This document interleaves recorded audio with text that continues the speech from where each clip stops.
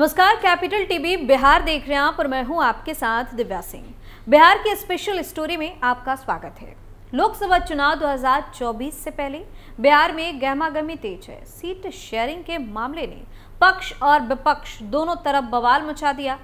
इस बीच सबसे ज्यादा चर्चा पशुपति पारस और चिराग पासवान की हो रही है। चाचा और भतीजे में आर पार की लड़ाई जारी है। दोनों ही एनडीए का हिस्सा है, लेकिन हालत ये है कि एक को मनाओ तो दूसरा रूठ जाता है। पहले खबर आई कि चिराग पासवान बीजेपी से नाराज चल रहे हैं। अब खबर आ रही है कि सब कुछ क्लियर होने के बाद चिराग तो बहुत खुश हैं, लेकिन उनके चाचा पारस गुस्से में हैं क्योंकि चिराग पासवान को ज्यादा तवज्जो दी गई है। वहीं दूसरी तरफ चिराग पासवान ने चाचा को एक और बड़ा झटका दे दिया है। पारस के सांसद ने चिराग पासवान से मुलाकात की, जिसके बाद कई तरह की अटकलें लगाई जा रही हैं। पशुपति पारस को एक और बड़ा झटका। चिराग पासवान के वो मजबूत पक्ष जिनकी वजह से भाजपा ने माने शर्तें, चाचा पारस को नहीं मिली तवज्जो। बिहार एनडीए में सीट बंटवारे पर मामला लगभग सुलझ गया है। एक जगह जहां पेच फंस रहा था वह था चिराग पासवान का गुट, लेकिन अब भाजपा के राष्ट्रीय अध्यक्ष जेपी नड्डा ने मसला को सुलझा दिया है। बताया जा रहा है कि चिराग पासवान को 5 सीटें देकर मना लिया गया है। हालांकि खबर आ रही थी कि चिराग पासवान सीटों पर बंटवारे को लेकर नाराज चल रहे थे। तो चलिए आज जानते हैं कि आखिर चिराग पासवान के वो मजबूत पक्ष कौन से हैं जिनसे भाजपा को उनकी शर्तें माननी पड़ी। चिराग पासवान सिर्फ अपनी जाति के युवाओं में नहीं बल्कि बिहार के अन्य जाति के युवा भी उन्हें पसंद करते हैं। वह जिस तरह से फर्स्ट बिहारी की बात करते हैं वह युवाओं में जोश भरने का काम करता है। पिछली बार भी विधानसभा चुनाव में युवाओं ने जमकर वोट किया था। हालांकि उन्हें एक ही सीट मिल पाई थी। लोजपा के दिवंगत नेता रामविलास के बेटे होने का भी उन्हें लगातार फायदा मिलता रहा है। चिराग पासवान को उनके चाचा पशुपति पारस के मुकाबले पहला उत्तराधिकारी माना जाता रहा है। चिराग पासवान युवा नेता है, जिसकी वजह से बिहार के लोगों को उनसे काफी उम्मीद है। वहीं भाजपा भी युवा नेता को अब अधिक तरजीह दे रही है। इस वजह से भाजपा को पशुपति पारस की तुलना में चिराग पासवान को लेने में अधिक फायदा नजर आया। इतना ही नहीं, भाषण की कला में भी चिराग पासवान काफी अच्छे हैं। चिराग पासवान अक्सर युवाओं के बीच दमदार भाषण देते हैं।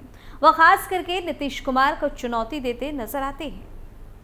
अब बीजेपी के नेतृत्व वाले एनडीए में बिहार की 40 लोकसभा सीटों को लेकर संभावित फॉर्मूला सामने आ गया है। चिराग पासवान के नेतृत्व वाली लोक जनशक्ति पार्टी रामविलास यानी कि एलजेपीआर को 5 सीटें मिलने की बात सामने आ रही है। चिराग को हाजीपुर सीट मिलना भी तय बताया जा रहा है। चिराग के चाचा पशुपति पारस की पार्टी सीट शेयरिंग में खाली हाथ नजर आ रही है। पशुपति को राज्यपाल और उनकी ही पार्टी के सांसद पासवान परिवार के प्रिंस राज को बिहार सरकार में मंत्री बनाए जाने की बात सामने आ रही है। एलजेपी में टूट के बाद बीजेपी को जिन पशुपति पारस से दलित वोट की उम्मीद नजर आ रही थी, करीब 3 साल में ही ऐसा क्या हो गया कि वह अचानक ही हाशिए पर चली गई। 2021 में एलजेपी की टूट के बाद साइडलाइन चल रहे चिराग एकाएक कैसे इतने पावरफुल हो गए और उन्हें इतनी तवज्जो मिलने लगी। कहा जा रहा है कि बिहार में बीजेपी ने पशुपति पारस के मुकाबले चिराग को ज्यादा तवज्जो दी है, तो उसके भी अपने आधार हैं।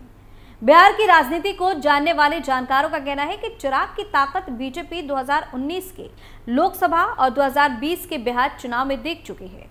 2019 में एलजेपी के अध्यक्ष भले ही रामविलास पासवान थे, लेकिन सारा कामकाज चिराग ही संभाल रहे थे।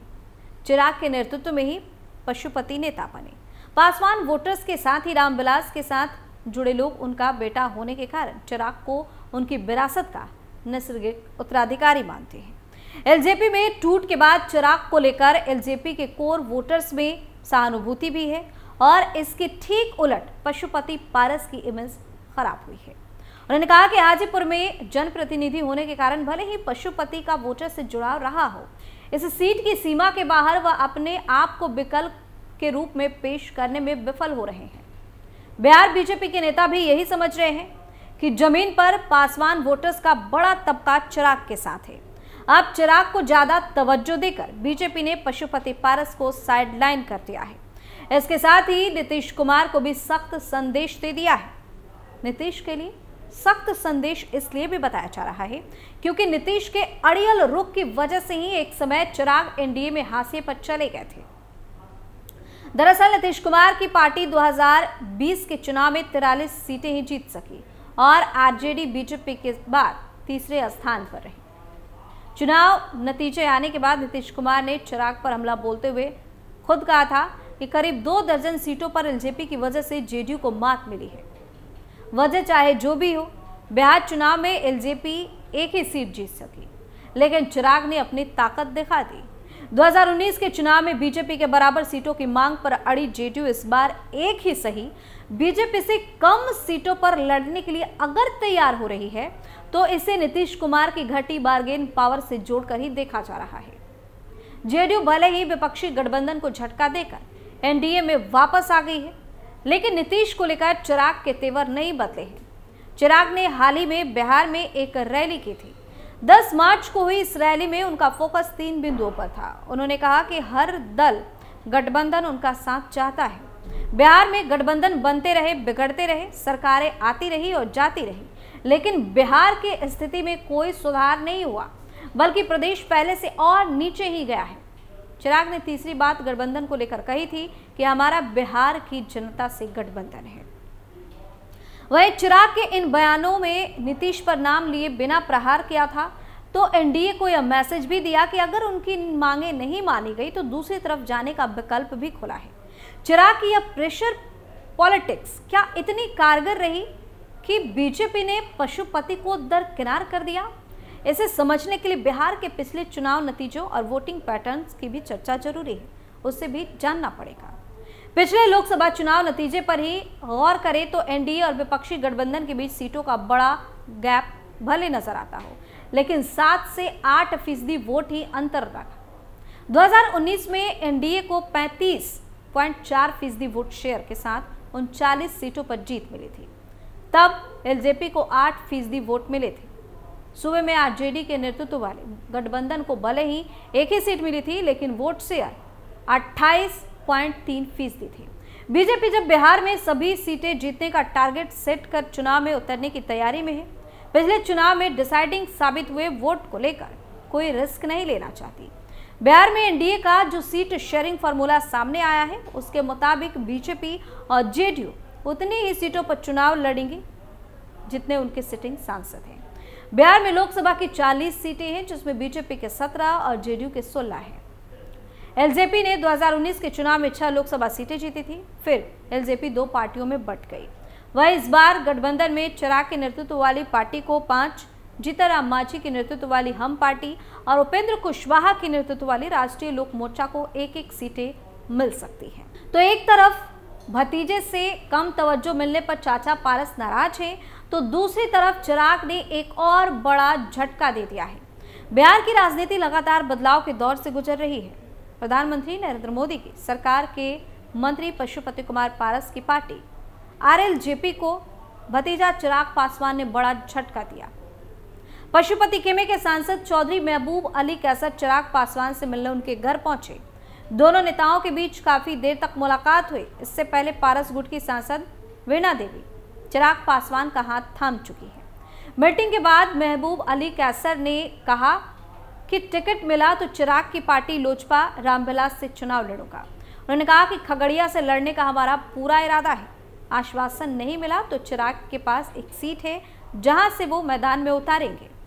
वहीं वीणा देवी ने कहा कि एलजेपी से टिकट नहीं मिला तो चुनाव नहीं लड़ेंगे। बिहार की स्पेशल स्टोरी में फिलहाल के लिए इतना ही। आप अपनी राय हमें कमेंट करके जरूर बताएं और देखते रहिए कैपिटल टीवी बिहार। नमस्कार।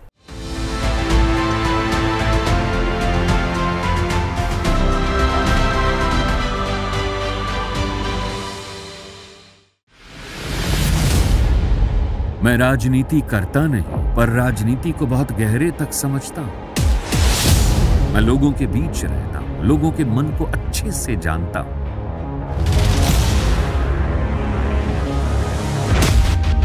पब्लिक और पॉलिटिक्स की हर नब्ज को खूब पहचानता हूं। संघर्ष की सियासत से सत्ता के सिंहासन तक मैं हर खबर से खरा सच निकालता हूं। ना कोई दौड़, ना कोई race. Capitol Hill, Uttar Pradesh.